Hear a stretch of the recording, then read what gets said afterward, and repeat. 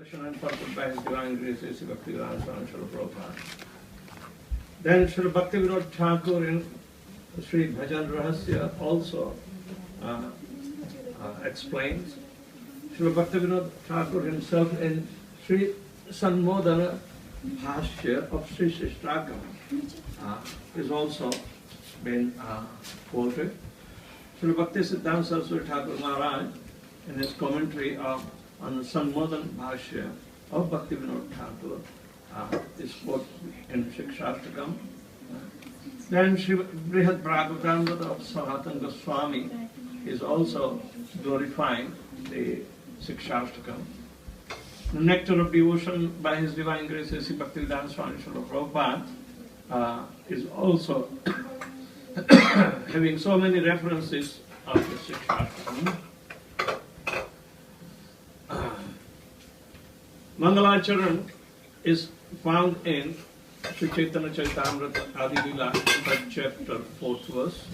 Anarpita chiranchirad karunaya avatirana kalau samapayitum unnato jola rasam svabhaktim sriyam harihi purata sundara titi kadamba sandiptaha sadaradaya gandhare spuratu swaha sachinandana. May the Supreme Lord, who is known as the son of Srimati Sachidevi, be transcendently be situated in the innermost core of your heart. Resplendent with the radiance of molten gold, He has descended in the age of Kali by His causeless mercy to bestow what no incarnation has ever offered before, the most elevated mellows of devotional service, the mellow of conjugal love. So, in Adilila, 3rd chapter, 19th and 20 verses, they are also glorifying.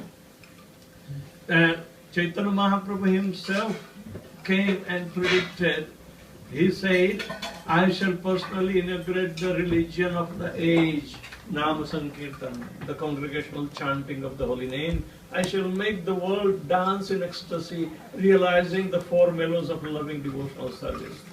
And I shall accept the role of a devotee, and I shall teach devotional service by practicing it myself.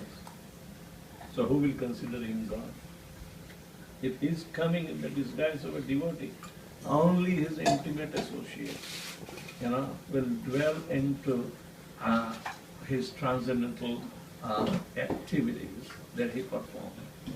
So, in Songs of Vaishnava Acharya, Srila Prabhupada comments, Lord Chaitanya Mahaprabhu instructed his disciples to write books on the science of Krishna, a task which his followers have continued to carry out down to the present day. Means Vedic literature is being expounded in version of the Vedic, in Vedic version, So that pursuit is also considered to be authentic, of bona fide.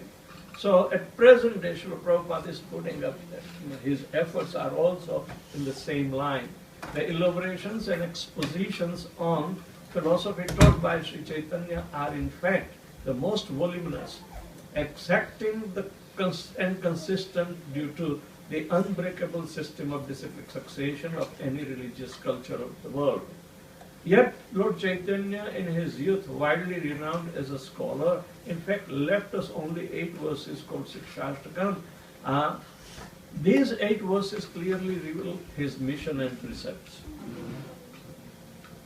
The first, quoted in Antyalila, 20th chapter, 12th verse, to all the 8th up to 20th. Cheto darpanamarjanam bhava mahadavagni nirvapanam sreyah kairava chandrika vitaranam vidyavadu jivanam anandam buddhi vardanam pratipadam purnam rutam swadanam sarvatmasnapanam param vijayate Shri Krishna Sankirtanam. It is customary that the devotees who are under the regulated devotional service under the care of a bona fide spiritual master, they have to memorize and realize the efficacy of this teaching. What he says, let there be all victory for chanting of the holy name of Lord Krishna which can cleanse the mirror of heart and stop the miseries of blazing fire of material existence. That chanting is the waxing moon that spreads the white lotus of good fortune for all living entities. It is the life and soul of all education. The chanting of the holy name of Lord Krishna expands the blissful ocean of transcendental life. It gives a cooling effect to everyone and enables one to taste the full nectar at every step. Now, there are synonyms given. Chetaha means of heart, Darpana means the mirror, Marjana means cleansing, Bhava means material existence, Mahadavagni is blazing forest fire, Nirvapanam means extinguishing, Sreya means of all good fortune, Kairava means the white lotus, Chandrika means the moonshine, Vitaranam means spreading, Vidya, all of education, of all education. Vadhu means life, Jivanam the life, Anand means of bliss, Ambudhi means open, Vardhanam means increasing, Pratipadam means at every step, Purnamrita means a full nectar, Aswadanam means giving a taste, Sarva for everyone, Atma Snapanam means bathing of the self, Param transcendental Vijayate, let there be victory, Shri Krishna Sankirtanam, for the congregational chanting of the holy name. Now, Sankirtan and Kirtan. Kirtan is a singular person chanting. It is called Kirtan. But Sankirtan means congregational chanting. Just like when we chant Hare Krishna, we all of a sudden respond to the same. Hare Krishna, Krishna Krishna, Hare Hare, Hare Rama, Rama Rama, Hare Hare. Simply by chanting the holy name of Lord Krishna, one can be freed from all undesirable habits. This is the means of awakening all good fortune and initiating the flow of waves of love of Krishna. By performing congregational chanting of Hare Krishna Mahamantra, one can destroy the sinful condition of material existence, purify the unclean heart, and awaken all varieties of devotional service. The result of chanting is that one awakens his love for Krishna and tastes transcendental bliss. Ultimately, one attains the association of Krishna and engages his devotional service as if immersing himself in a great ocean of love. So, this is explained in Chaitanya Charitamrita Antya-lila 11, chapter 13, 14 verses. The 7 perfections of chanting Nam Sankirtan. It cleanses the mirror of heart. It protects the devotee from material existence. Then the holy name speaks the highest benediction. The source of all transcendental knowledge expands the ocean of bliss, cures the disease of material existence, and it is the essential ingredient of all devotional service. It all depends on the holy name. In Brihad Bhagavatam, Siksastakam, Swami is telling in the second canto, 3rd chapter, 158 to 161 verses, that of many ways to chant Krishna's glories, the foremost is his Nam Sankirtan. It is deemed that the best because it can evoke at once the treasure of pure love of Krishna.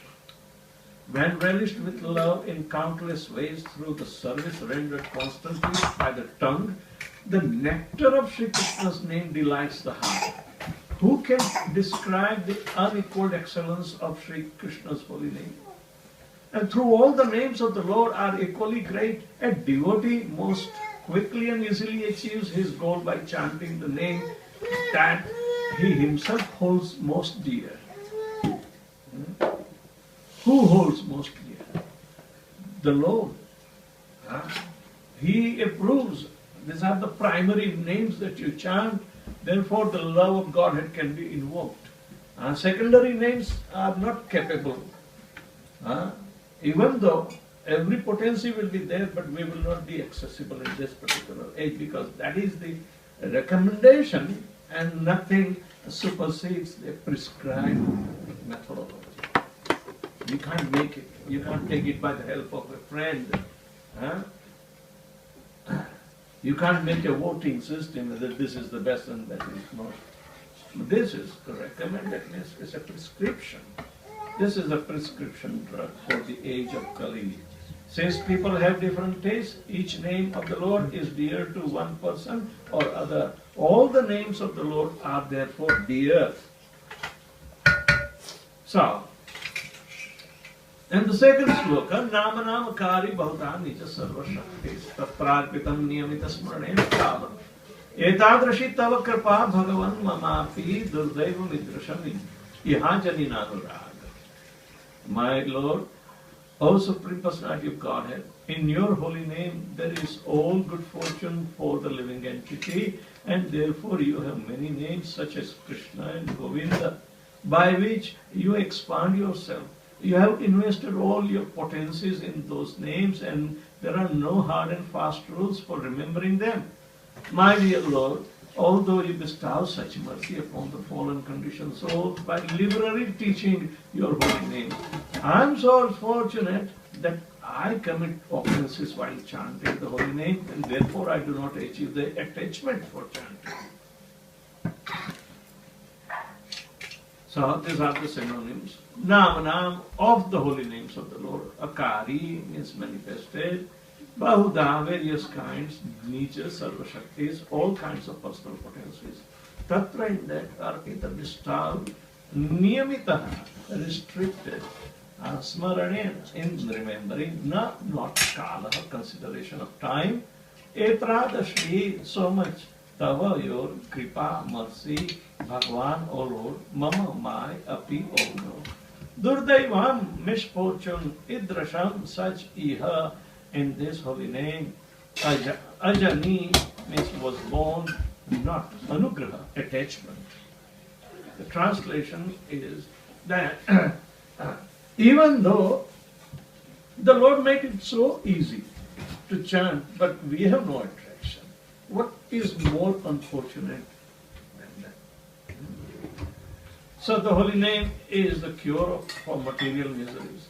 Faced with an awesomely chaotic future, where peace lies beyond his reach, the spirit soul strives for peace while trying not to allow lust to desire to harass him. He takes up chanting, but unfortunately he is ignorant and unmindful of his eternal relationship with the Supreme Lord and his multifarious potencies. He is chanting, and the shadow names or namabhas, a mere semblance of the pure name. Namabhas chanting helps severe mundane ties, freeing him from the material concept of life. Means Namabhas even has potency to liberate one from the material existence, but not love of God. That is the only thing hindering. Now he became eligible to render transcendental devotional service. Even in Namabhas stage, even we chant unintentionally, never mind. It gives rise to the path of liberation. But it helps us to chant more purely, more aware, because everything is getting cleansed simultaneously in a wholesale way. So, one becomes eligible to render devotional service. Chanting of the holy name induces one to render menial devotional services. Right?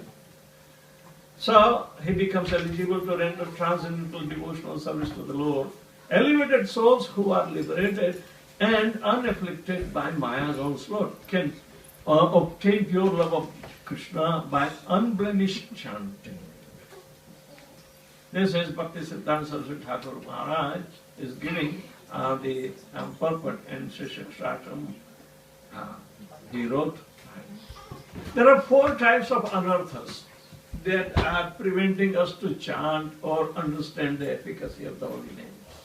Hriday Daurbalyam is weakness of heart, attachment to objects not related to Krishna, or deceitfulness or fault finding, enviousness and desire for fame. This create a weakness in the heart. Alright? Aparad, all kinds of offenses. Offenses towards the name, 10 offenses, the holy name will be there. Offenses towards the form of the Lord. Offenses towards the devotees. Offenses towards the living entities. Asat Trishna. Asat Trishna means material desires. Just hankering after temporary enjoyment, desire for material objects, desire for heavenly comforts, desire for mystic powers, and desire for liberation. Even though it is easily available, we keep on a separate attempt to make a liberating effort. Some people join yogas to get liberated. Like that. Then Tattva Vibhrama. Tattva Vibhrama means illusion about the spiritual knowledge. Illusion about one's own identity, illusion about the Supreme Personality of Godhead, illusion about the process of sadhana and prema bhakti, illusion regarding subject unfavorable to Krishna consciousness. This is explained in Bhajan Rahasya by Bhaktivinoda Thakur, and he quotes the Amnaya Sutra. The third sloka says, Pranadapi sunichena taroriva sahishnana amanina manadena kirtaniya sadhaya. One who thinks himself lower than the grass, who is more tolerant than a tree, and who does not expect personal honor, but is always prepared to give all respects to others, can very easily always chant the holy name of the Lord. This is the formula to chant unceasingly. Kirtaniya Sada Hari, all the time. If we cannot cultivate this three things, Pranadapi Sunichena means lower than the straw and the street, Taroriva Shaishna, more tolerant than a tree, and Amanina Manadena. Won't expect honor for himself, but ready to offer all respect to others. Only in such state of mind, if one chants, then he will continue to chant forever. So this is the mind setup for a devotee. Pranadapi means lower than downtrodden grass. Sunichena means being lower. Taror means than a tree, evil, like Sahishnana with tolerance, Amanina without being puffed up by pride, Manadena giving respects to all, Kirtaniya to be chanted, Sada always, Harihi, the holy name of the Lord. Sri Chaitanya Mahaprabhu continued. This is in Chaitanya Charitamrita Lila, 20th chapter, 20. 22nd, 25th, there are 3 verses. Actually, they are very important things. O Swarup Damodar Goswami and Ramananda Rai, hear from me the symptoms of how one should chant the Hare Krishna Mahamantra to awaken very easily one's dormant love for Krishna. Although he is very exalted, he thinks himself lower than the grass on the ground, and like a tree, he tolerates everything in 2 ways. When a tree is cut down, he does not protest. Or even when drying up, he does not ask anyone for water. The tree delivers its fruits, flowers, and whatever else it possesses to anyone and everyone. It tolerates scorching heat and torrents of rain, yet it still gives shelter to others. Although a Vaishnava is most exalted person, he is prideless and gives all respects to everyone, knowing everyone to be the resting place of Krishna. How? Because he thinks everyone is a devotee and Krishna is reciprocating with him. So naturally, he would like to take shelter of such a person. Therefore he gives. That is such a humble way to continue the mindset of devotion. The real purport of more tolerant than a tree, Bhaktivinoda Thakur is describing in Sanmodana Bhashya. that the tree is tolerant because it never neglects to offer its cubic shade and succulent fruit, even to the woodcutter who is going to cut it down. The devotee of Lord Krishna is kinder still because he is compassionate to every living entity, whether friend or foe, desiring only their highest welfare. Thus, the second special quality, compassion without envy, is being described. Compassion without envy. People hide their enviousness and become artificially compassionate. That goes other way around. Cannot last long. This sloka was spoken for the sole purpose of focusing how to avoid namaparag and namabhas in chanting. A true saint never thinks himself to be a Vaishnava or claims to be a guru. He regards himself humbly as a disciple of the whole world and as the most meek and fallen soul, knowing every atom and the infinitesimal spirit soul as a residence of Lord Krishna.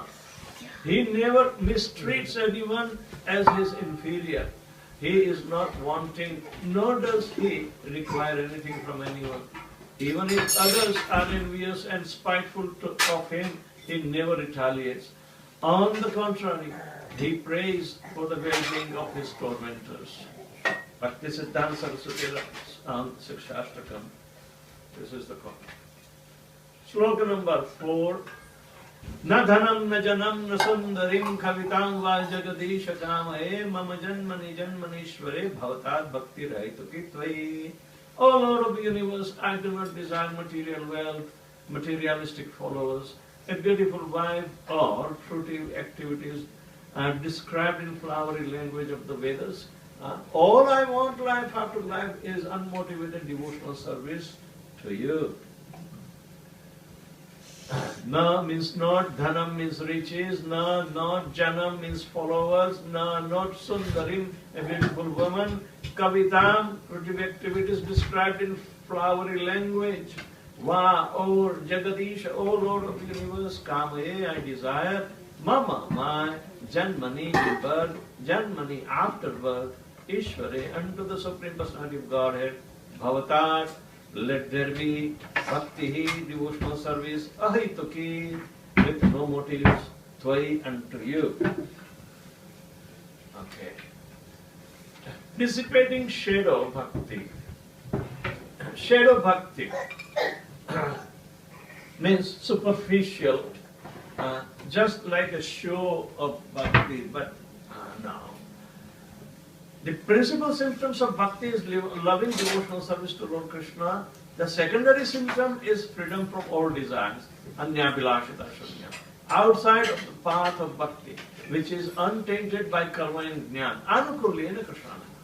Jnana karmada anavrutam anukulyena Krishna. This is explained in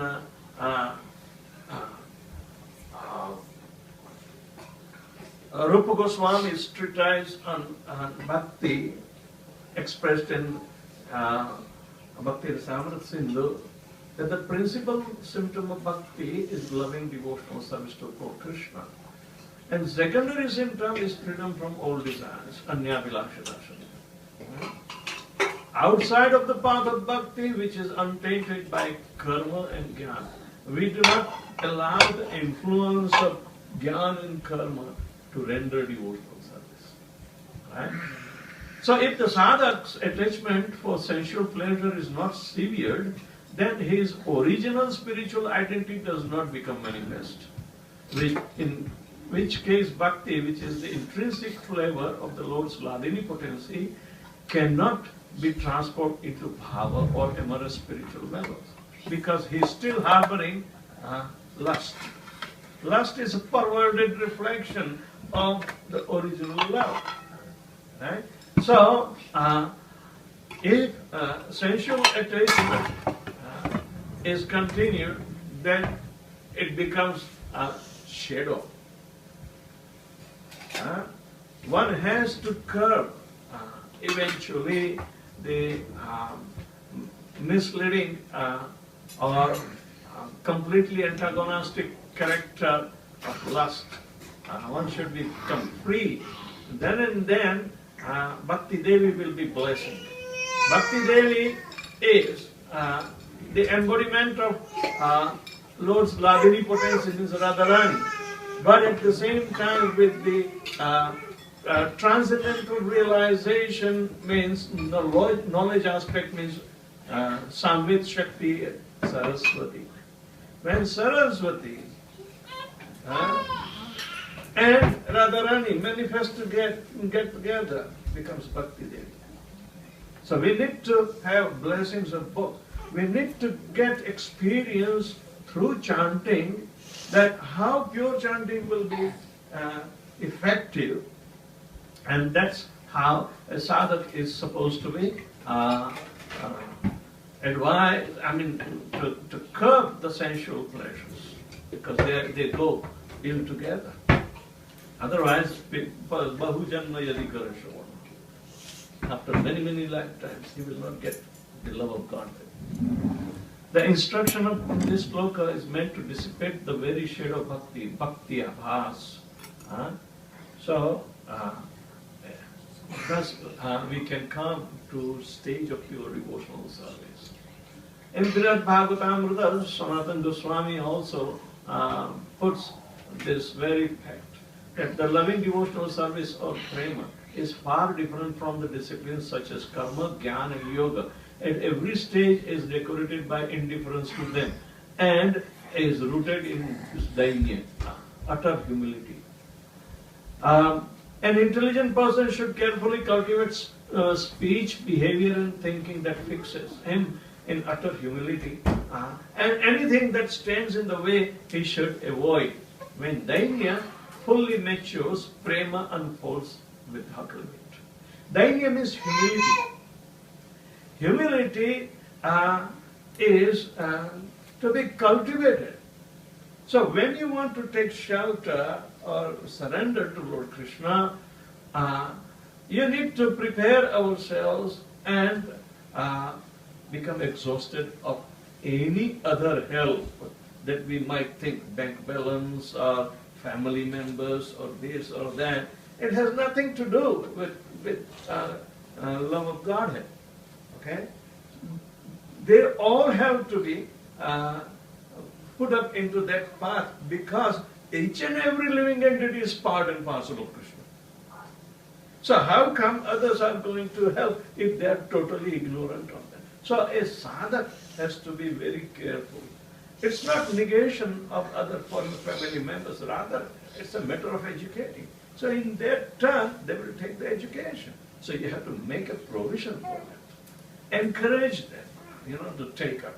So we see that when prema is to be understood, then it should be free from so-called karma, so-called jnana, and so-called practices of yoga.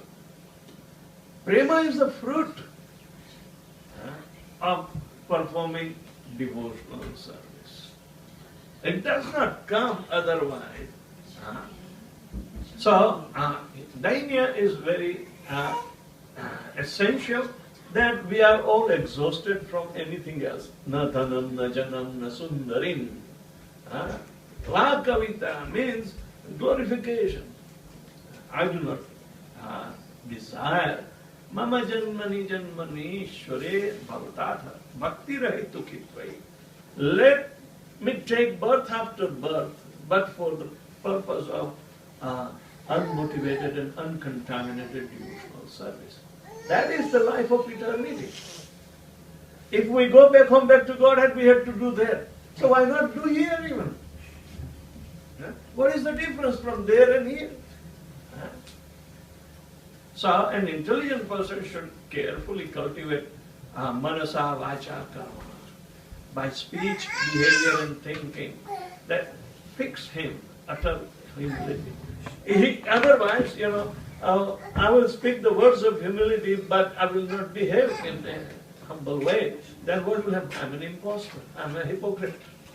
Immediately. So these three things should be employed? Because we express our existence in these three. Elsewhere is not trivial. But who are we? We express through this. Either false identity or false ego, we express through mind, words, and activities. These are the measures. So, when we are purified by chanting of Hare Krishna Maha Mantra, our ego will be smashed. And true ego as utter humble servant. Then nothing can stand in the way of going back home, back to Godhead for pure devotional service. So when Dainya fully matures, Prema unfolds without limit. Dainya means humility. In Brihad Bhagavatamrita, Sanatana Goswami says that devotees who have material desire first enjoy the material results for which they hanker, and later on the strength of devotional service, they enjoy the fruit of devotion. But because that fruit does not at first appear, pure devotees decry what those worshippers first achieve. Understood? Now, devotees who have material desires, they say, yes, I want to enjoy first, then I will retire, and when I become invalid, I will try to chant Hare Krishna.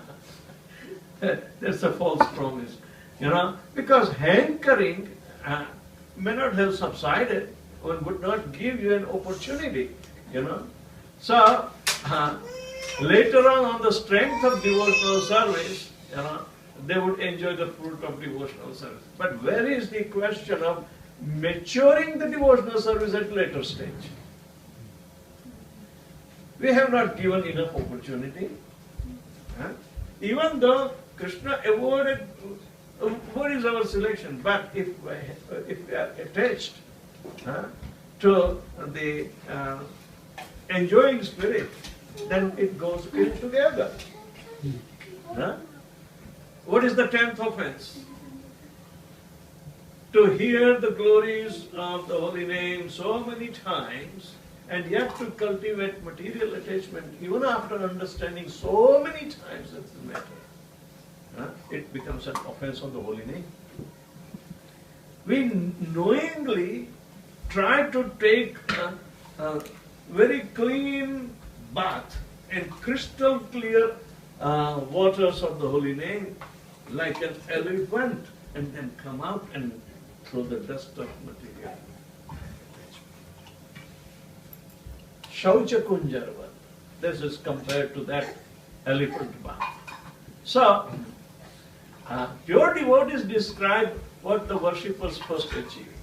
Better neglect or try to curb your material desires first by curbing the senses. Curbing the senses. The senses have to be regulated. Pure devotees, after all, think that seeing the Lord constantly attaining bliss from taking part in His pastimes and relishing subsequent pleasures are the fruit of devotional service and its roots as well. So those devotees cannot tolerate even a moment's delay in obtaining that fruit, nor can the Lord neglect such a devotee for a moment. Otherwise, we are complacent. We become complacent because in our core of heart, we have a lot of desires to enjoy the fruit of material attachments. So, what happens? We miss the opportunity. Rather, Bhagavatam and every other scripture would say this human birth is not meant for material attachment. Kamasya na indriya pratir labho jiveta yavata. As long as you live as a human being, your desire should not be dovetailed to sense gratification. Rather, jivasya tattva jigyasa. Tattva jigyasa means the inquisitiveness of the absolute truth about himself.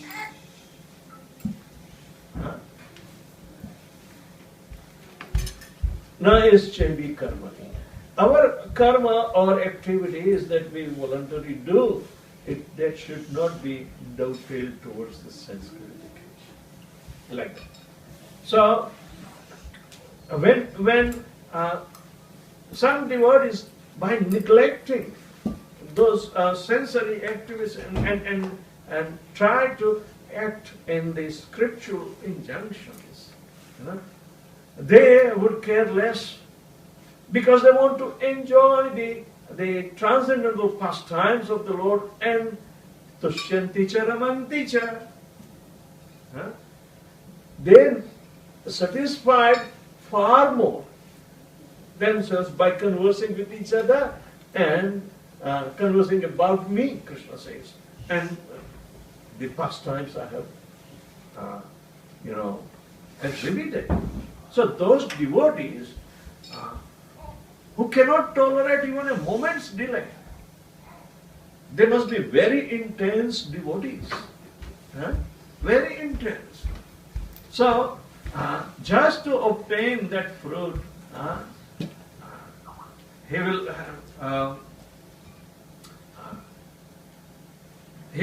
be more and more inclined simply to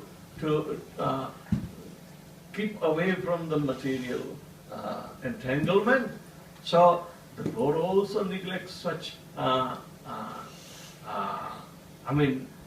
does not neglect such a devotee for a moment. He also rushes to him. Fifth sloka. Ainandatanu jakinkaram patitam mam vishame bhavam budhav kripaya tava pada pankajasthita duri sadrasham vichintaya.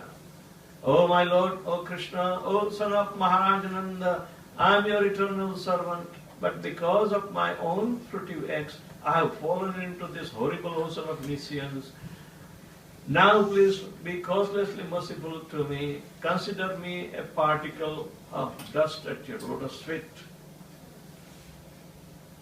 I means, O my Lord, Nanda Tanuja, son of Maharaj Nanda Krishna, King Karam, the servant, Patitam, fallen, Mam, me, Vishame, horrible, Bhavam Budhav, in the ocean of nescience, Kripaya, by causeless mercy, Tava, your Pada Pankaja, lotus feet, Sthita, situated in Dhuli Sadrisham, like a particle of dust, which in Taya, kindly consider.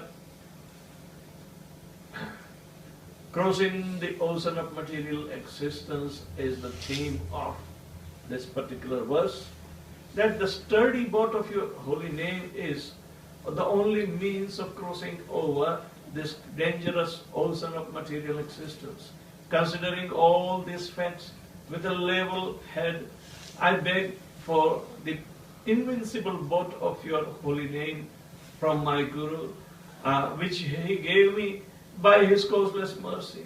O Lord, you are the renowned protector of your devotees who are surrendered to your lotus feet.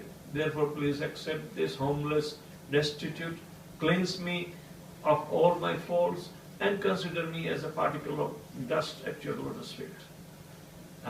Again, Bhaktivinoda Thakur is praying in this way to make more clear. The holy name itself, the boat, and it is the only means for crossing over the material ocean. Alright? So, we have to consider. There are other allegories also given that human body is a very suitable boat. Right? And I'm only a passenger, but this boat, because it is made in image of God, it has to ply. And if we follow the favorable winds of the Vedic instructions, chanting Hare Krishna, Krishna Krishna, Hare Hare, Hare Rama, Rama Rama, Hare Hare. And let the Guru be the Karanadhar. Karanadhar means the captain of my ship. Surely he will cross This is also another elegant. But here, Bhaktivinoda Thakur is expressing the holy name itself is the most efficient vehicle to cross over this dangerous ocean of material existence. So, I have to be level-headed. Because the Shastra says, let me think. I should refrain from interpreting or getting something, other notion of my own whimsical mind. No. I will take, that this is a factual thing, so let me try. And let my Guru be the one who mercifully gave me the holy name. So, let him guide me throughout the journey, like that. So, therefore, please accept this homeless destitute, cleanse me of my faults, and consider me as particle of the dust at your lotus feet. Be causelessly merciful to me by giving me a place with a particle of dust at your lotus feet, so that I may engage in the service of your Lordship as your eternal servant. This has also been spoken by Chaitanya Mahaprabhu, explaining this same verse. In Brihad Bhagavatamrita, this is also explained nicely, because devotional service to the Supreme Lord is so wondrous. Those who truly know say that the residents of Vaikuntha taste a happiness much greater than that of mere liberated souls. And the happiness of the souls who resides in the places like Ayodhya and Dwarka is said to be even greater because of certain various tastes. This is the verse. There are hierarchies of concentrated and more concentrated and most concentrated mellows. So, we have already heard that in Ayodhya and Dwarka, the Supreme Lord's devotees serve him with a special intimacy. The devotees of Ayodhya enjoy the privilege of eternal personal service to Lord, but the devotees of Dwarka, being entitled to taste the rasa of friendship with Krishna, they are even more privileged. Oh, Brahmana, satisfaction and ecstasy one tastes from living in Golok Vrindavan is beyond description to what can be said, and we cannot compare with any. So these are the gradations. So one destination you desire, the highest or one of them. It depends upon how we perform our devotional service.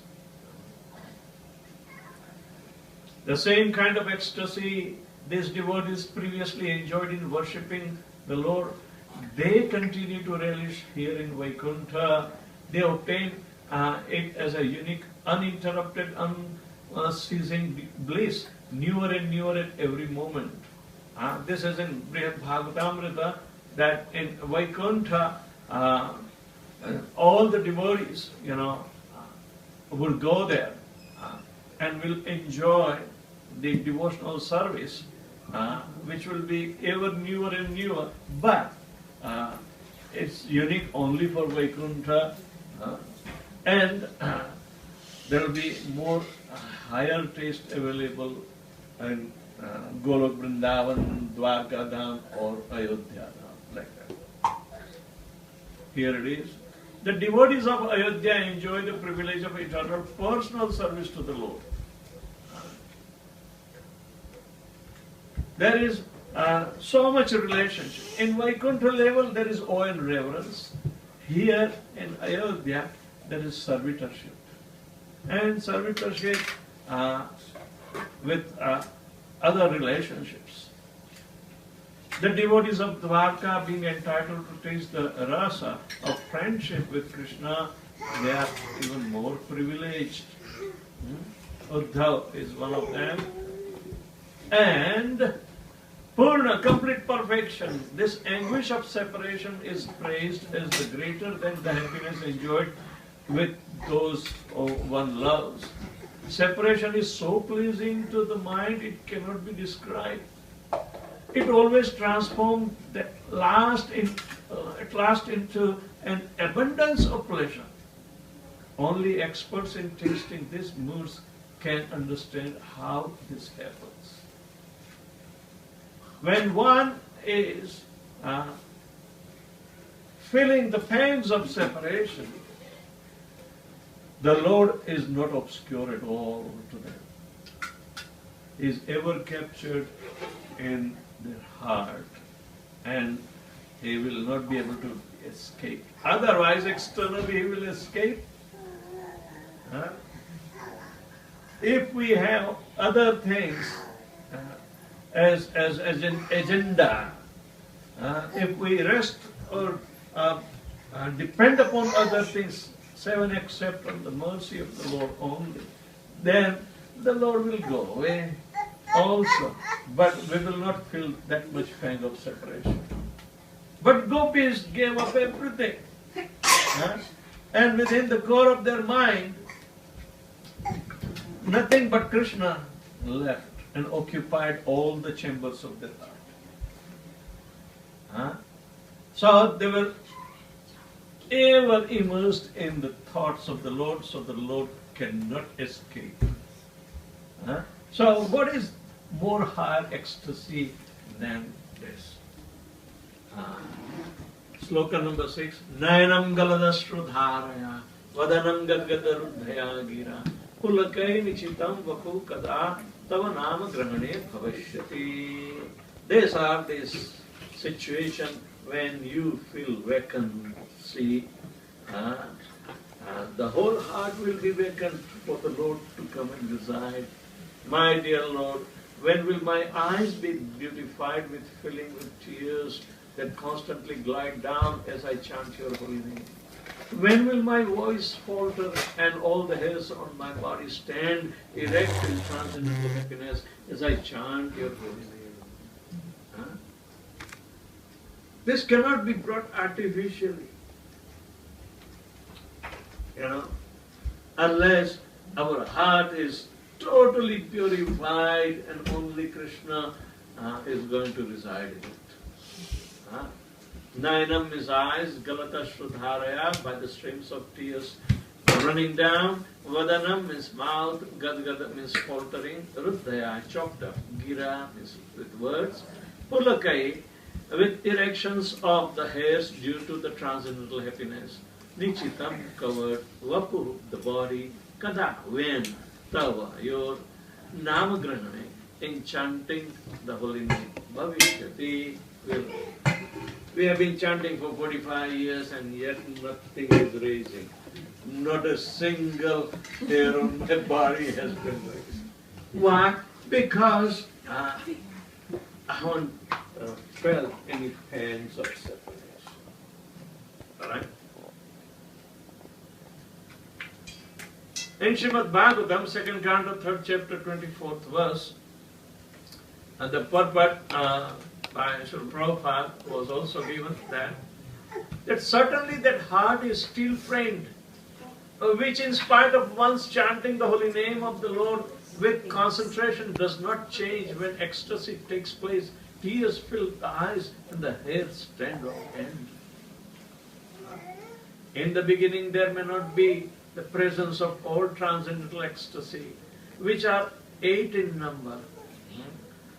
They are stopped as through the dumb perspiration, standing of all hairs on the body, dislocation of points, trembling of the body, crying in ecstasy, trance.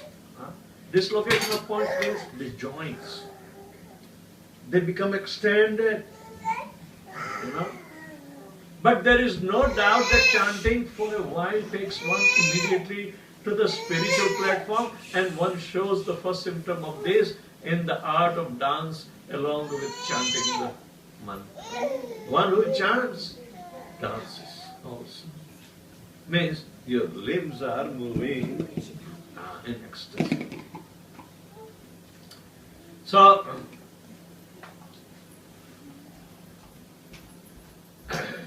Krishnadas Kaviraj Goswami also explains in Antyalila of Chaitanya Charitamrita 20th chapter 37 verse, Prema dhanna vina vyartha daridra jivan dasakari vetana more deha prema dhan.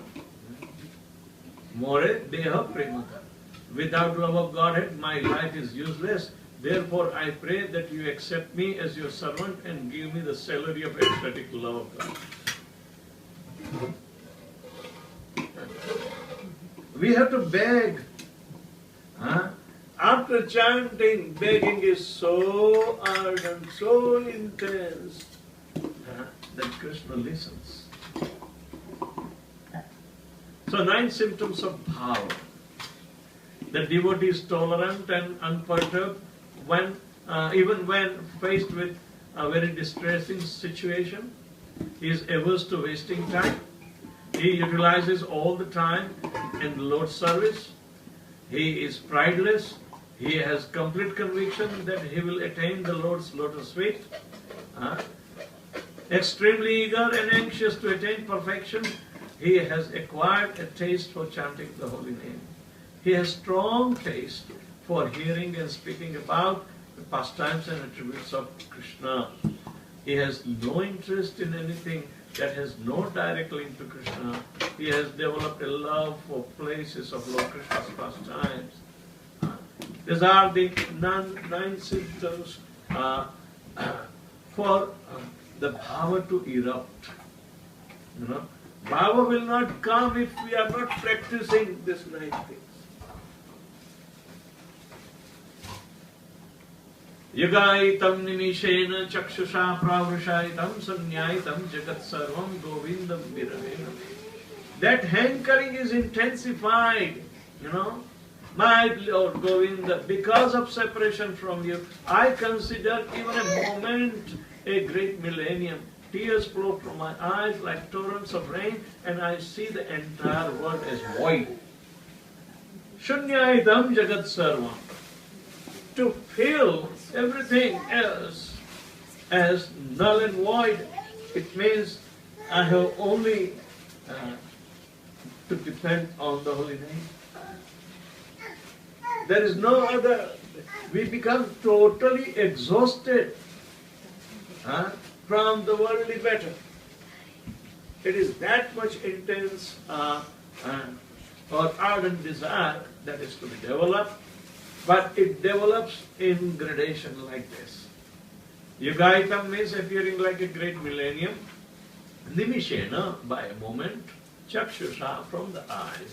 Pravrishaitam, tears falling like torrents of rain. Shunyaitam, appearing void. Jagat, the world. Sarvam, all. Govinda, from Lord Govinda, Krishna, Virahena, by my separation. So, pure devotees take shelter of separation. Have you ever taken shelter of separation? Oh no! I can't think of it. The esoteric import of Lord Chaitanya's pastime is that although Lord Krishna has accepted as an ashraya tattva or a pure devotee whom we have to depend upon, he is always situated in the mode of vipralamba. Jiva is ashraya tattva. For him to fully relish sambhoga rasa and give it full expression, he must take shelter of vipralamba. Vipralamba is a madness of bhava where he would not give up the association of the Lord in his heart. By hook or crook, even if Krishna tries to escape, no. That is the madness developed. Okay? To propagate and exhibit this truth, Lord Krishna appeared as Lord Chaitanya, who is eternally the embodiment and incarnation of Vipralamba Rasa. Devotees should discard any notions of endeavoring for Sambhoga Rasa, since such an attempt will certainly end in failure. Sambhoga means in presence. of, in front of, as Krishna is an object. No, Krishna is the totality. Why he is only an external object?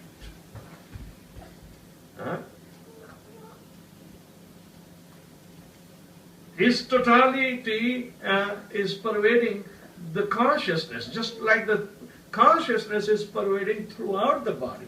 His totality takes over a devotee. So, he cannot be distinct whether he is inside or outside. While in Sambhog means another person, as another person, he should be right in front of us, only a vision of 180 degrees. But when you realize it's a vision of 360 degrees of totality here expressed. So, that is Bhakti Siddhanta Saraswati Thakur Maharaj explaining. Vipralambha separation has three subdivisions known as Purvarag or preliminary attraction prior to meeting, Man or seeming anger, and Pravasa means separation by distance. So these are the three, they have been explained very nicely in Bhakti Rasamrita Sindhu, Nectar of Devotion. And they are of a deeper and deeper understanding, Vipralambha, Purva Raga means attachment, Purva means it has been established already before. And that is established before one comes face to face. But when we understand face to face is only right in front. But when 360 degree of our consciousness is pervading, then anywhere is face to face. Right? That is what is meant. And mana means transcendental anger. Radharani is expert in taking man. Our man, say between husband and wife, if something misfire is there, this is only 180 degrees.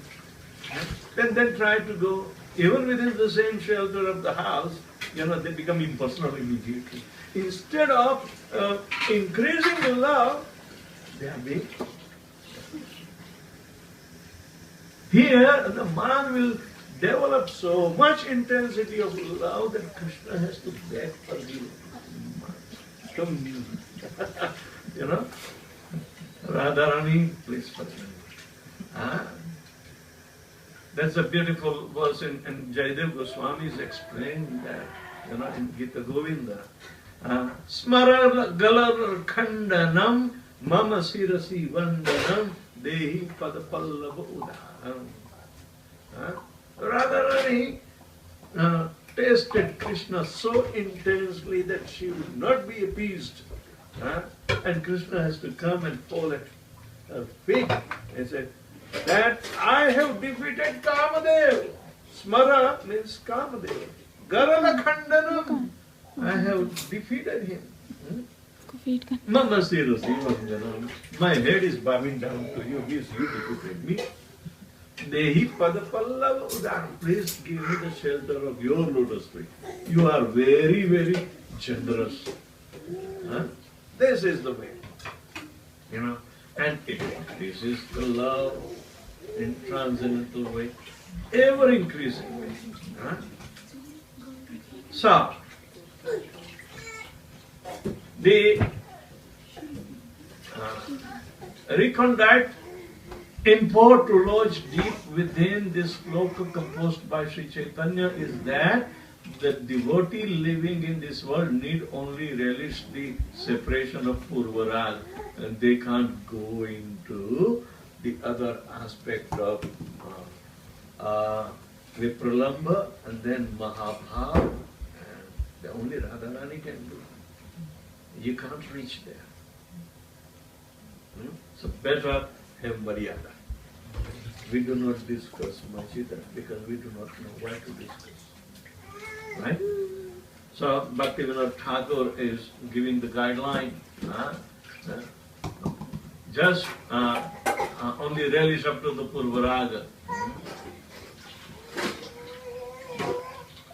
Alright.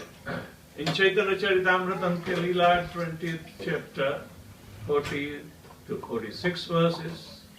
In my agitation, a day never ends.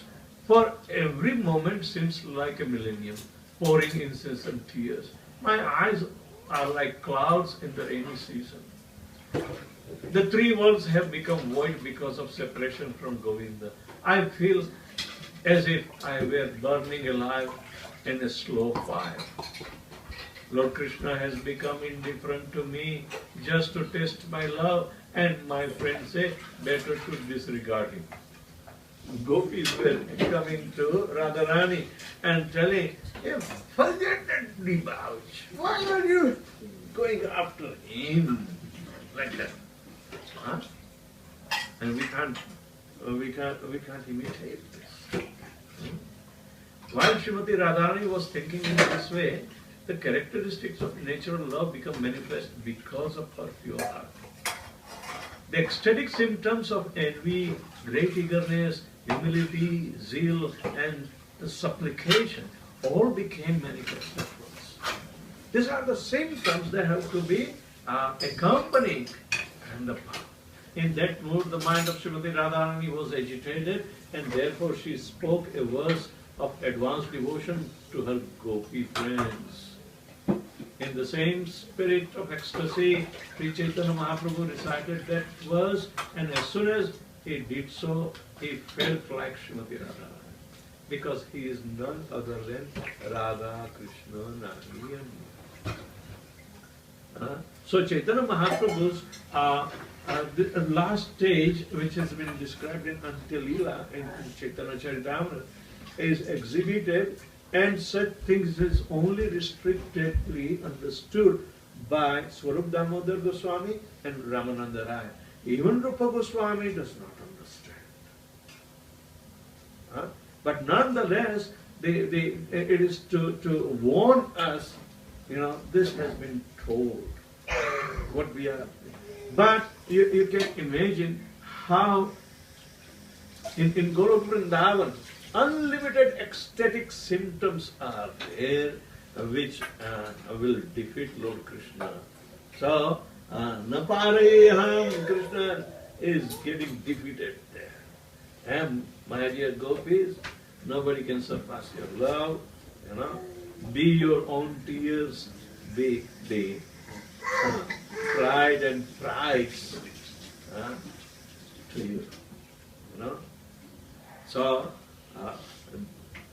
and gopis were totally satisfied. Gopis were totally satisfied. This is the perfection of service to Srimati Radharani. Desiring to understand the glories of Radharani's love, the wonderful qualities in him that she alone relishes through her love, and the happiness that she feels when she realizes the sweetness of his love, the Supreme Lord Hari, richly endowed with her emotion, separated from the womb of Mother Sachidevi, as moon appeared from the ocean. This is the purpose of appearance of Lord Chaitanya Mahaprabhu. These are the intrinsic reasons. These are not external reasons just to come and distribute the holy name. But desiring to understand the glories of Radharani's love, the wonderful qualities in him, Krishna thinks that what wonderful qualities I have, I don't know, that she alone relishes. So I want to relish what Radharani relishes about wonderful thing in me, because I do not know.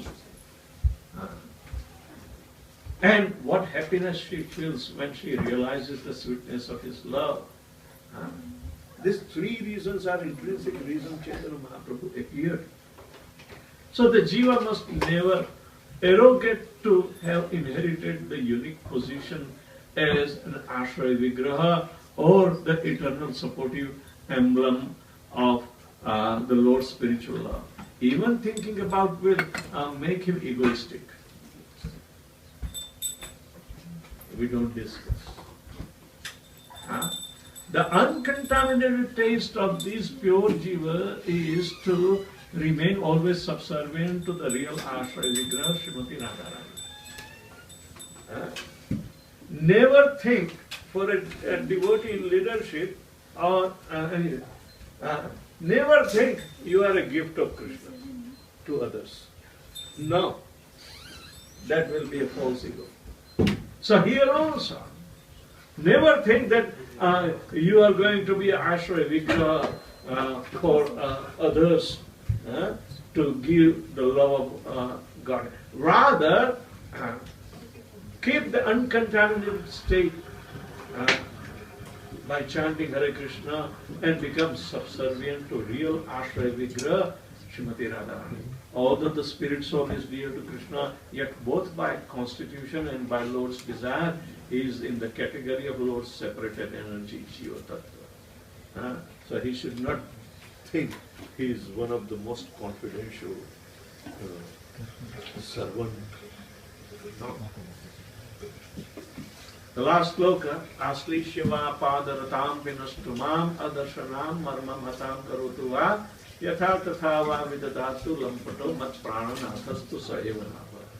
Let Krishna tightly embrace his maidservant who has fallen at his lotus feet, or let him trample me or break my heart by never being visible to me. He is a debauchee after all and can do whatever he likes, but he is still no other than the worshipful Lord of my heart.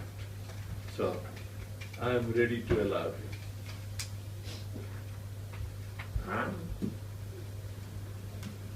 Aslishya means embracing with great pleasure.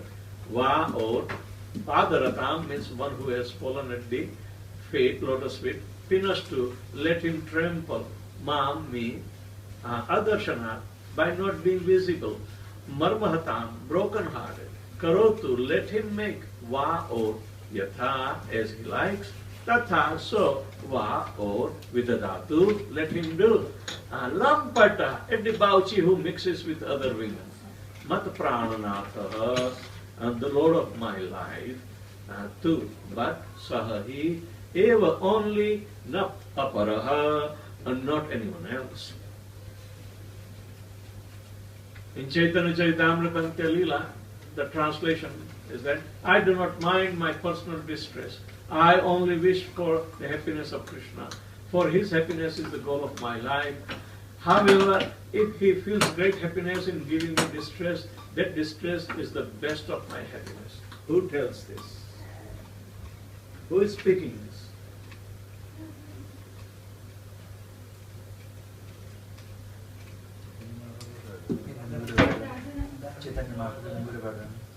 Yes. This is Radharani speaking directly. If Krishna is giving me distress, but if it is his happiness, then let it be the goal of my life. It will be the distress. That is the best of my happiness. So, in Purport Srila Bhakti Siddhanta Saraswati Thakur Maharaj says that a devotee does not care about his own happiness and distress. He is simply interested in seeing that Krishna is happy, and for that purpose he engages in various activities. A pure devotee has no way of sense happiness except by seeing that Krishna is happy in every respect. And Krishna becomes happy. If Krishna becomes happy by giving him distress, such a devotee accepts that unhappiness as the greatest of all happiness. Those who are materialistic, however, who are very proud of material wealth and have no spiritual knowledge, like the Prakrita Sahajya, they regard their own happiness as the aim of life. Some of them aspire to enjoy themselves by sharing the happiness of Krishna. This is the mentality of fruity workers who want to enjoy sense gratification by making a show of service to Krishna. There are so many Vaishnavas will meet, they will have betel nut and red mouth and they will go and speak on the road. And if you happen to meet, oh, how are you, Prabhuji? Oh, Upar Wale ki meher hai. Lord Krishna is showering His mercy. But He is, feeling happy of the material thing and in material nature as if they are the blessings of Lord Krishna. That is a third-class devotee. Or he wants to share the happiness of Krishna, means partake what Krishna takes, instead of distributing. So, and they are not real. They cannot enjoy the transcendental mellows by what Radharani is teaching and Chaitanya Mahaprabhu is teaching. In Chaitanya Chaitamrita, Krishna Mora Jivana, Krishna Mora Pranadhana, Krishna Mora Pranera Parana, Radaya Upare Dharon, Seva Kari Sukhi Karon, Ye Mora Sada Rahe Dhyan. Krishna is my life and soul. Krishna is my treasure of my life. Indeed, Krishna is the very life of my life. I therefore keep Him always in my heart and try to please Him by rendering service. That is my constant meditation. In Vrindavan, there is no trace of personal sense gratification. It is to advertise such pure love in this material world that Chaitanya Mahaprabhu has written the previous verse and has explained its meaning.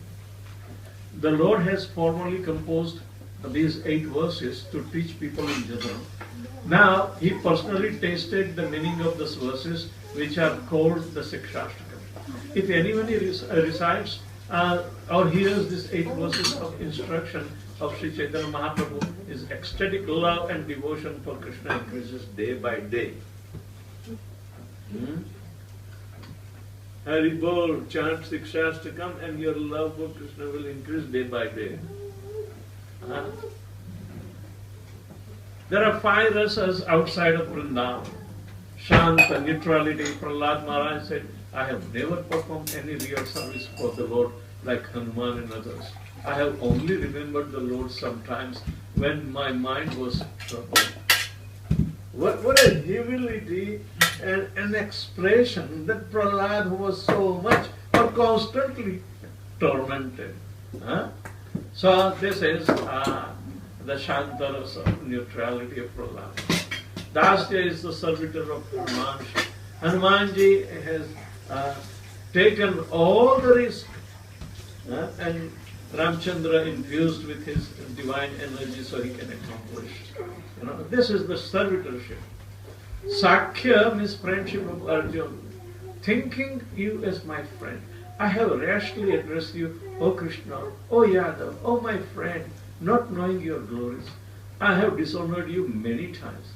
Jesting as we relax, lay on the same bed, and sat or ate together, sometimes alone and sometimes in front of many friends.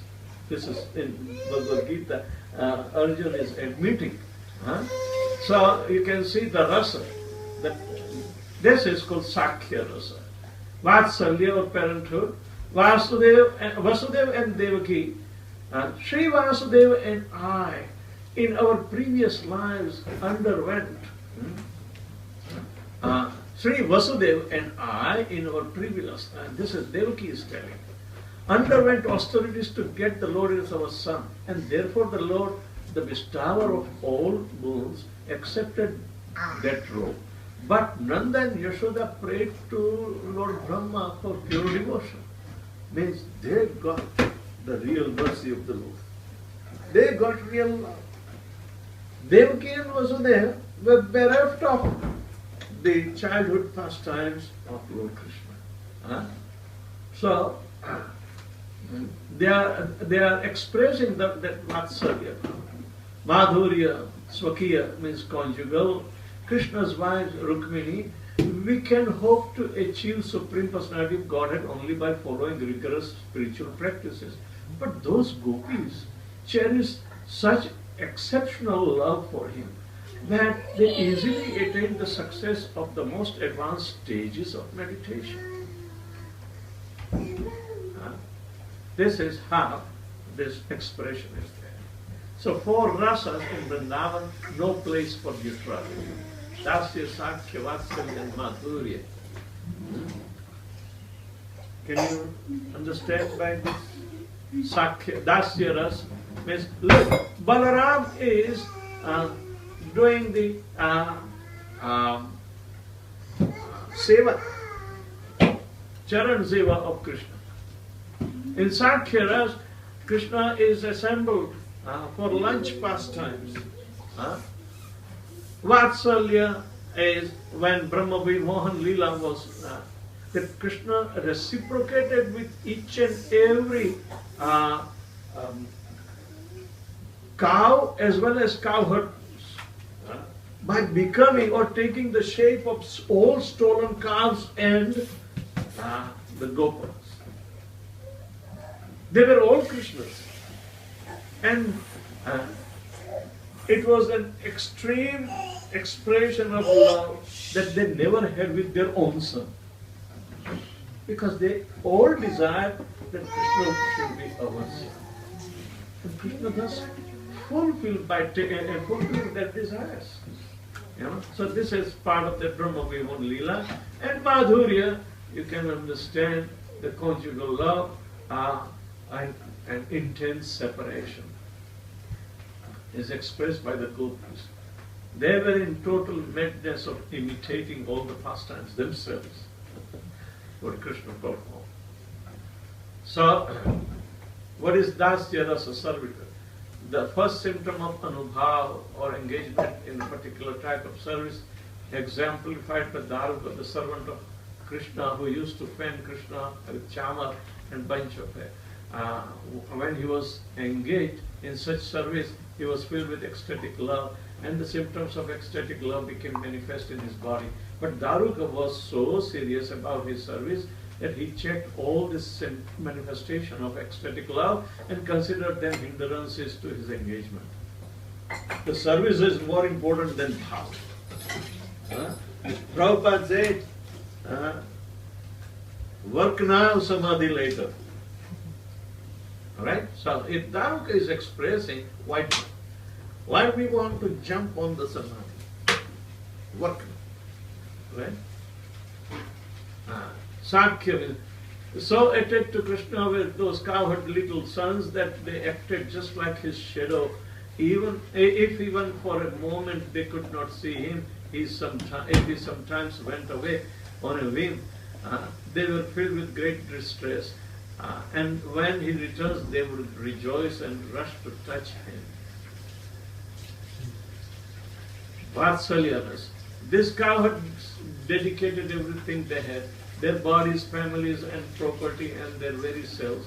These cowherds, indifferent to their own symptoms and needs, or own customs and needs, paying no regard to success in this world or in the next, had so much respect for Krishna that they even bowed down to their own wives because of those wives were dear to them. Can you imagine the madness of spiritual love? And Madhurya Ras, conjugal and paramour love, parakiya, this is most important. Sri Radha and other supremely fortunate gopis abandoned their husbands, children and other relatives. Their goal for the next life, their religious principle, and even their shyness and the states of ecstatic love they attained left them always in distraught. In such state they complained pitifully in sweet voices and went through the upheavals in which they sometimes lost consciousness, stunned like trees, unable to understand anything. All the gopis partake of that exalted and most perfect love, and they all constantly know the pleasure of Krishna's never-ending chain of pastimes. Yet none of the gopis even imagined that Krishna has special love for her. In the commentary, caring nothing for their own happiness, they only want to do what pleases him. Such utter humility distinguishes them from the young gopas and the male cowards who tend to consider themselves Krishna's favorite and presume themselves very fortunate. The gopis' love, however, is on the highest level of perfection. They were never satisfied with themselves, for their humility is absolute. So these are the different understandings of the higher and higher mellows. Though the gopis were endowed with great composure and sobriety, that separation transported them to extraordinary ways of speaking and acting and extraordinary state of heart. Their sorrowful song-like crying make Krishna reappear to flood them with pure ecstasy. So these are the different kinds of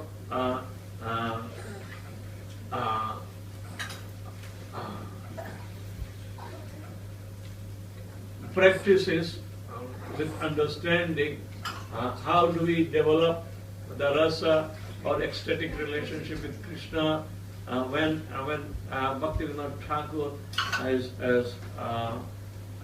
explaining in Sanmodana Bhasya, and he quotes the Amnaya Sutra. Amnaya means the bhajana pranali, the disciplic succession in pure chanting. Not in abhas chanting, but in pure chanting. And the bhajana pranali is very intricate to understand. So, chanting Hare Krishna is not a big deal. Where is Mataji? Just you need to enter into the ocean of depth of devotional service.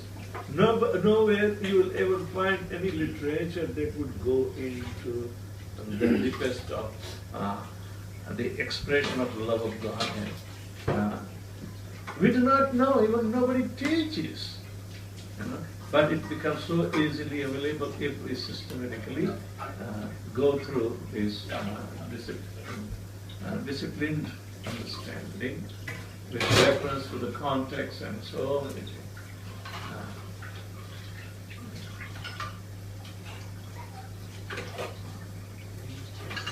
Yes, Haribol, anybody has any question to be answered?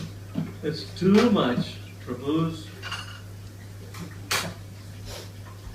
Were you able to see?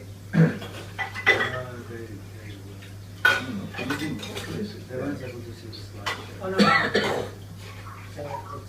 the work is online.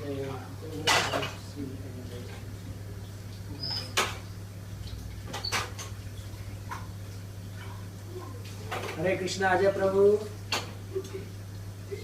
Hari Bol. Can you put your... Did you go to sleep, anybody? And Manoj Kumar Prabhu. Hare Krishna Prabhu. Prabhu, I think finish this slide.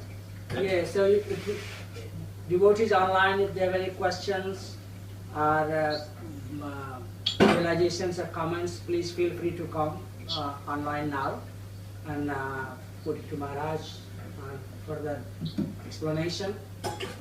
I will admit first that this is a little tough topic, but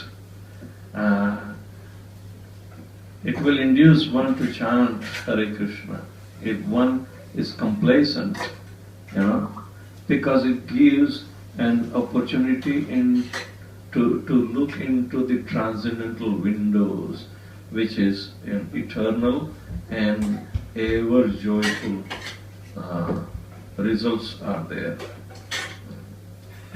So there is a question there, Maharaj. What from Raveen Prabhu and Shirul Mataji is that what happened to Radharani after Sri Krishna left Mathura? Did Radharani ascend to Krishna Loka? When Krishna is ascending, do you think he will go alone?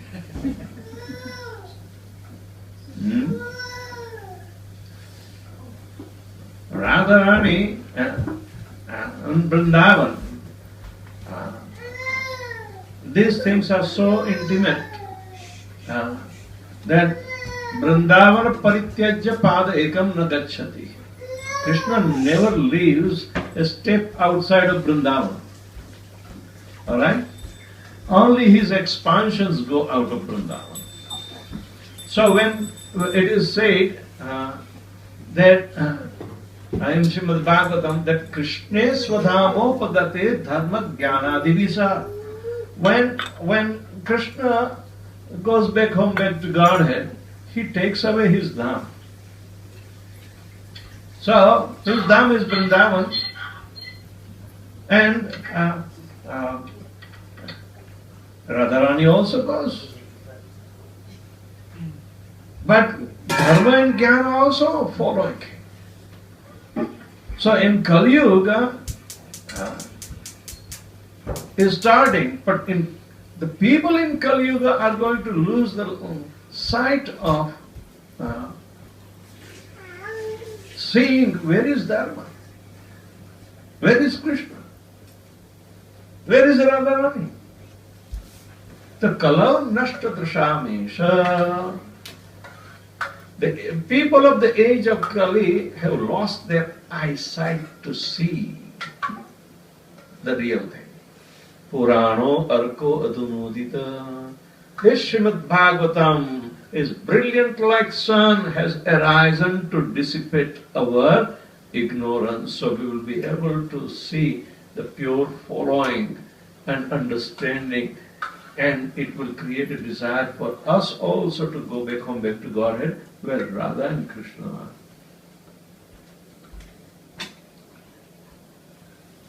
Did you follow? We have to go through the study of Srimad Bhagavatam, because it will give us proper light of knowledge. Otherwise, everything will go with Krishna. His dharma will go, jnana will go, and what will be left here? Nothing. But out of kindness, Vyasadeva compiled this beautiful literature, Srimad Bhagavatam, beautiful topics of Lord Krishna in pure transcendental mode. There is no effect or no tinge of mode of goodness, passion or ignorance in Srimad Bhagavatam. So if we study this, we will also get transcendental experience, and that will help us to go back home, back to Godhead, where Radha and Krishna are there. Krishna Bhagavan, when he left only the shadow of Vrindavan. The shadow of Vrindavan. But nonetheless, he played his pastimes there. And we have to get enlightened by visiting this shadow of Vrindavan and places of the pastime in the light of transcendental knowledge. Not simply physically relishing the so-called places of visit. No, we have to imbibe through this transcendental process, which is easily been cultivated through chanting of Hare Krishna Mahamantra. Chanting is essential to understand any intricate aspect of Lord Krishna's activities, which are called Leelas. So, Radharani is happily united with Lord Krishna.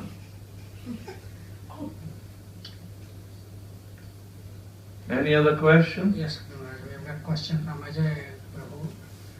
When other devotees glorify me and my services to Lord, and when some other devotees say any negative thing about other devotee to me or to someone else, what should be my action and reaction?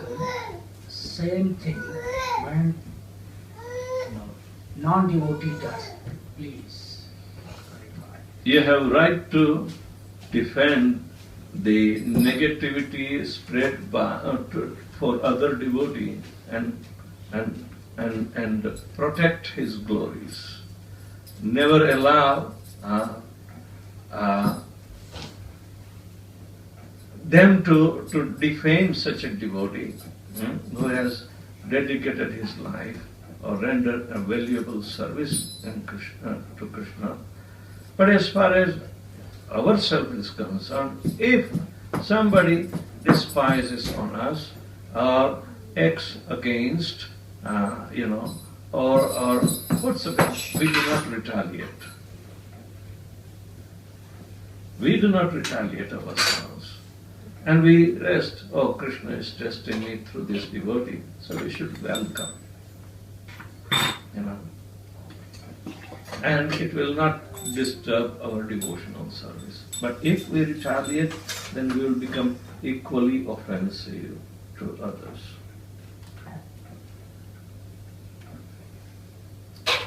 Any other question?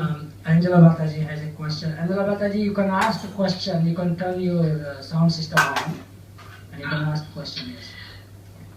This question I have, Maharaj. Please first accept my humble obeisances.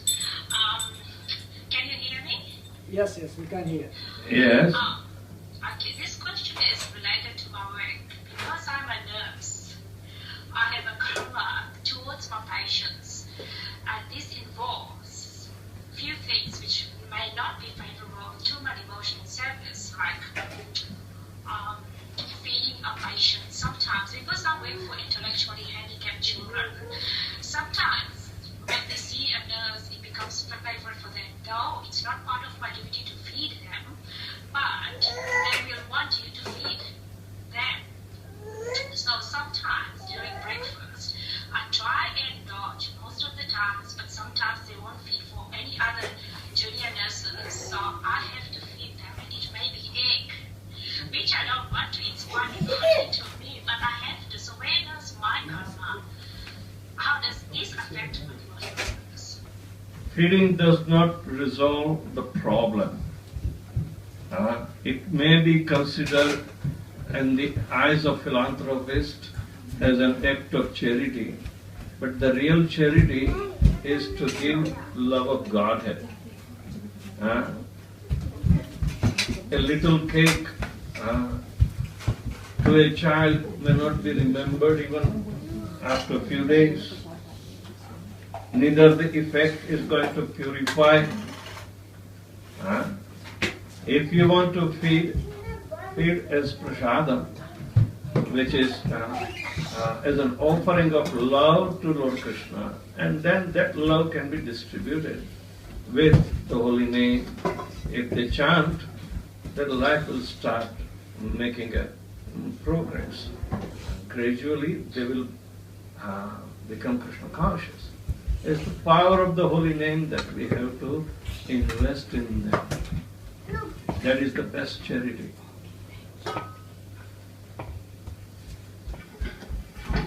Because it's egg, and I just say, can I take Krishna's name? Because I just always say, oh Jesus, please and all. And Offer nice cupcakes to Krishna without eggs or anything, and feed the children. There is nothing wrong in it. Thank you. Because I was worried, sometimes some residents. But take the opportunity to let them know that you are a devotee of Krishna and you have come to chant the glories of the Lord. I try to make us understand, but sometimes some patients, they do not want to feed from others. They start to have you as favorites and they want you to when you are present. So there's no escape. Because if you don't feed, they will not eat.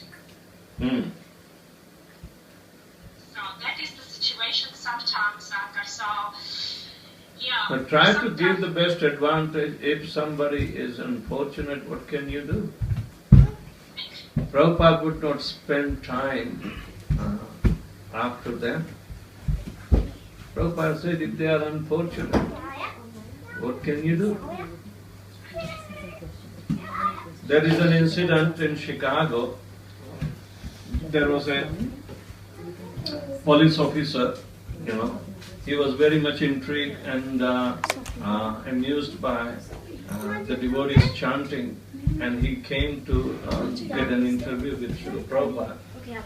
And he said, Swamiji, this is great, So Swamiji immediately took, if you give us space, we will go to the jail and we will chant and make them dance in ecstasy and feed them prasadam. But give us a place. And he could not come to that place. So the idea is that even though if you have desire, if you want to try, there are government taboos of some kind of scrutiny that you can't bring prasadam to them even in late 70s we used to, even I was also accompanying some of my godbrothers to distribute luglus in the prison, and they say, we have to go through scrutiny, they will check the ingredients and then this, so at random, then you leave the luglu with us. So at certain places you can't put your nose in it, but you can distribute books because they do not require scrutiny. So you have to change your strategy. Where you can feed prasadam, where you cannot. Where you can chant and where you cannot. Where you can distribute books. So we have options. And we have to use our brain and to distribute this mercy of Srila Prabhupada and to the underprivileged and those who are fallen from the grace. I mean, who is not fallen from the grace? Everybody of us came, right? So it's an opportunity, and we have prison ministries working in ISKCON. We have, Food for Life also going.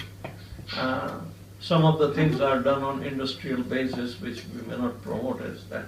But, it is also going on.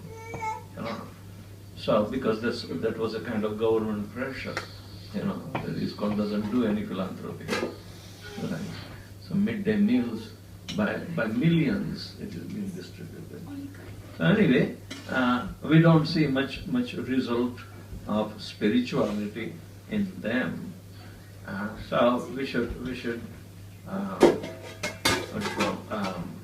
put up a kind of a strategy by which we can distribute love of God indirectly. Maharaj, Mataji is also asking what happens to Bhakti.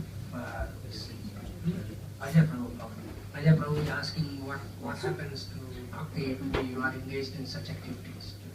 What's all about? Association is of prime importance for the neophyte devotees, means growing bhaktas, that they should not jump on this venture alone. They have to do in groups so they can be supported by each other. Otherwise, the opposite kind of association can, interrupt in their bhakti process. The progress will be not realized faster. So first we become regulated, and in regulation we always take the help of association of the devotees, and then execute certain activities which will be conducive to Krishna consciousness. If it is very risky, don't over-engage. Manoj Kumar Prabhu, do you have any question from your side?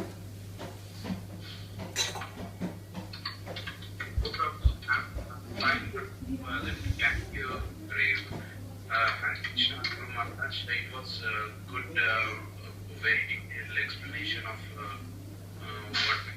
and the greatness of Hare Krishna Mahamantra. Thank you, Kurma. Hare Krishna. Hare Krishna. And we also have devotees who are joining for the first time, Himani Prabhu and his wife. You have any thing to ask Maharaj tonight? Himani Prabhu and Mataji? Nothing. I have just one question. It's not a question. Yeah. Just that I have something in my heart. I'm guilty of something. When I was in India, I used to work in a call center. It was a collection department where I was working, and I had to call somebody in States. And that guy, knowing that I'm calling from India, he abused Lord Krishna because he knew my identity somehow. I couldn't say anything to him because I was bound by my protocol. So I handed the call over to my manager. But I don't know, I'm confused. Am I more guilty or him because he abused Lord Krishna? And I couldn't say anything to him at that time because I was bound by some protocols. And I'm still guilty that I didn't say, I couldn't say a word to him. The caller wanted to know about Krishna. That's good. But anyway, he must have given you impetus, so your devotional service is beginning.